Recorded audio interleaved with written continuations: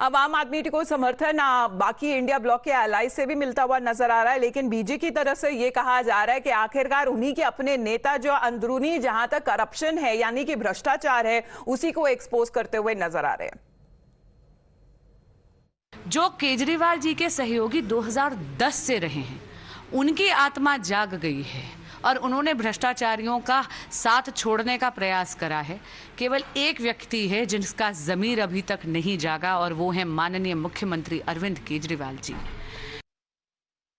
Today, whatever is happening within the Aam Aadmi Party of some minister resigning from their government and raising question marks about Aam Aadmi Party is their internal matter. But one thing is very clear.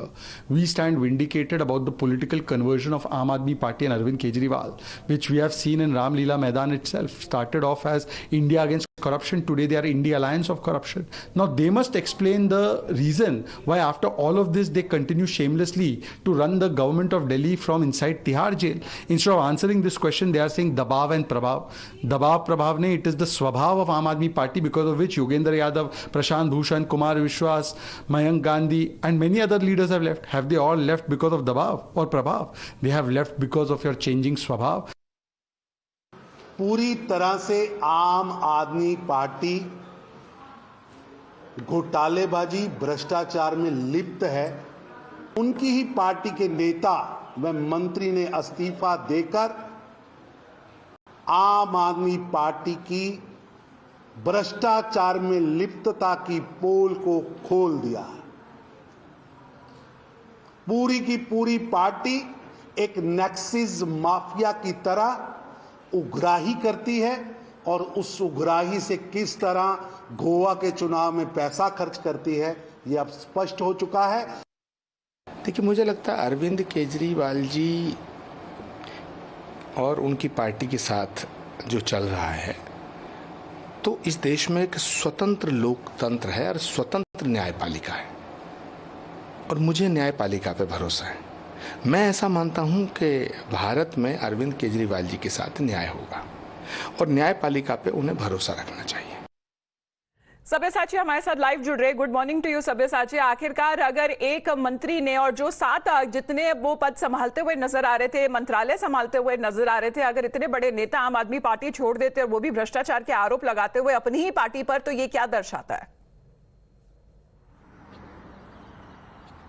जी बिल्कुल, देखिए ये बहुत बड़ा झटका है अगर आम आदमी पार्टी की बात करें। देखिए कल जब वो प्रेस कॉन्फ्रेंस कर रहे थे तब उनका साफ तरीके से कहना था कि राजनीति तो नहीं बदली बट राजनेता जो है वो बदल गए।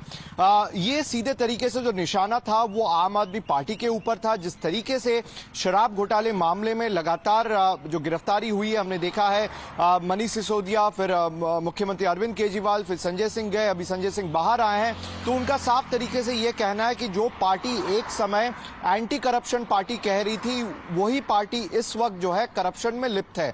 खास करके दूसरा इंपॉर्टेंट पॉइंट जो उन्होंने प्रेस कॉन्फ्रेंस के समय ये कहा था कि दलित जो चेहरा है वो आम आदमी पार्टी में नहीं दिखता, चाहे वो विधायक हो या चाहे वो कोई पार्षद हो, कोई भी दलित चेहरा जो है आम आदमी पार्टी में नहीं दिखता है। और दूसरी तरफ आम आदमी पार्टी जो है बाबा साहेब अम्बेडकर की बातें कर रही है, तो इस कारण से उनका पार्टी में रहने लायक कोई भी परिस्थिति नहीं है।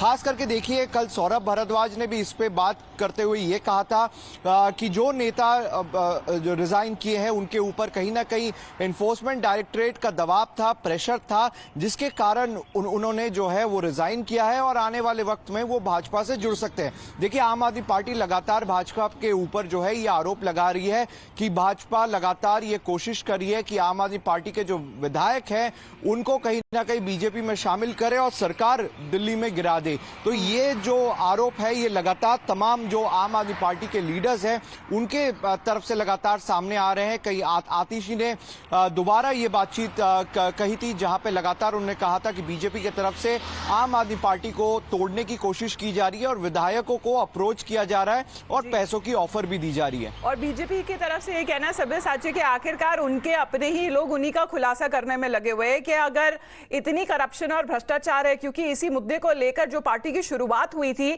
लेकिन वो मुद्दा ही कहीं गायब हो गया, ये आरोप लगा रही है बीजेपी।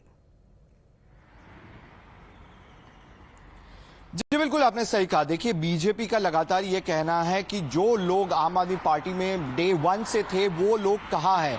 वो लोग इस वक्त पार्टी छोड़ के इसलिए गए हैं क्योंकि पार्टी का जो स्टैंड था एंटी करप्शन वाला वो कहीं ना कहीं कॉम्प्रोमाइज हुआ है।